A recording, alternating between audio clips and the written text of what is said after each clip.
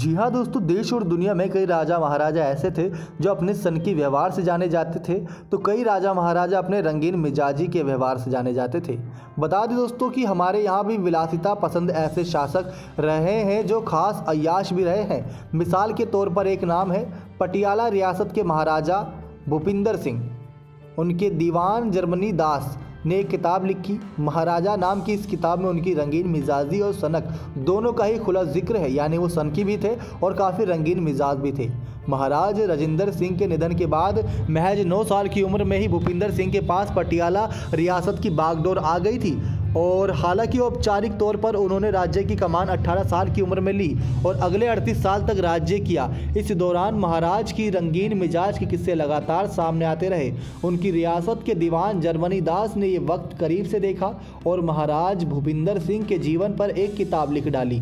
वैसे इस किताब पर काफ़ी विवाद रहे, लेकिन इसमें लगभग सारे ही लोग एक मत रहे कि महाराजा भव्य और विलासिता भरे जीवन जीते थे।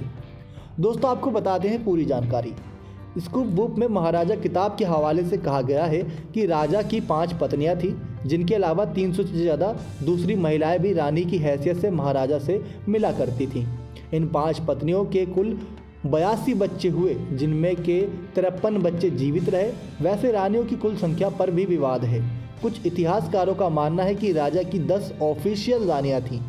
महाराज ने अपनी सारी ही रानियों के लिए पटियाला में एक से बढ़ के एक भव्य महल बनवाए थे।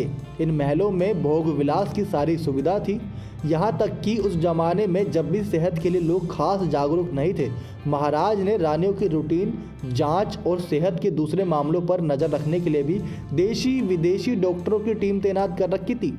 ये टीम लगातार देखती रहती थी कि रानियां स्वस्थ रहें। इसके साथ ही रानियों की हेयर स्टाइल से लेकर नाक नक्श तक आधुनिक खूबसूरत रहे। इसके लिए महाराज विदेशी हेयर ड्रेसरों और यहाँ तक कि प्लास्टिक सर्जनों की भी मदद लिया करते थे। जिस राजा की इतनी सारी रानियां हों, वो अपनी शामें किसके साथ गुजारेगा, इस पर बहुत शुरुआत में रानियों के बीच हल्की फुल्की तकरार हुई, लेकिन जल्द ही महाराज भूपिंदर सिंह ने इसका रास्ता निकाल लिया। दोस्तों, पढ़ने में और आपको सुनने में काफ़ी आनंद आ रहा होगा, क्योंकि एक राजा कितनी रानियां और उसके बाद उन रानियों की किस प्रकार से कदर करता था, वो कोई इस राजा से सीखे। लेकिन बता दें कि जल्द ही महाराज भूपिंदर सिंह ने इसका रास्ता निकाल लिया कि किस प्रकार से वह अपनी शामें किसके साथ गुजारेगा। जर्मनी दास के मुताबिक राजा के महल में रोज़ 365 लालटेन जला करती थी और हर एक पर रानी का नाम होता था। जो लालटेन सबसे पहले बुझ जाए, राजा अगली शाम और रात उसी रानी के साथ बिताते थे। बड़ा ही रोचक तरीका है। लालटेन को देखने के लिए भी लोगों की तैनाती हुआ थी, ताकि वो बता सके कि कौन सी लालटेन सबसे पहले बुझी है। यानी दोस्तों, कल्पना कीजिए कि एक साथ 365 लालटेन जल रही है, उसमें से जो पहले बुझेगी, राजा उसी रानी के साथ अपनी शाम और रात बिताएंगे। और आइए, आपको पता ही है दोस्तों, उसके बाद बता दें कि महाराज किताब में जर्मनी दास ने भूपिंदर सिंह की एक खास पार्टी का जिक्र किया है। महल में एक पूल के चारों ओर पार्टी हुआ करती थी, जिसमें राजा के खास लोग और उनकी रानियों को आने दिया जाता था। इस दौरान राजा अपनी रानियों के साथ पूल में वक्त बिताया करते थे। किताब के मुताबिक खुद दीवान जर्मनी दास ऐसी पार्टी का हिस्सा रहे थे। अब बात करते हैं लीला भवन की। जर्मनी दास की किताब के अनुसार राजा ने पटियाला शहर में भूपिंदर नगर जाने वाली सड़क के पास ये महल बनवाया था, जो कि काफ़ी आलीशान था। उसमें राजा अपने काफ़ी ऐसे काम किया करते थे जहां पर सिर्फ बिना कपड़ों के ही लोगों को भीतर जाने की इजाज़त थी।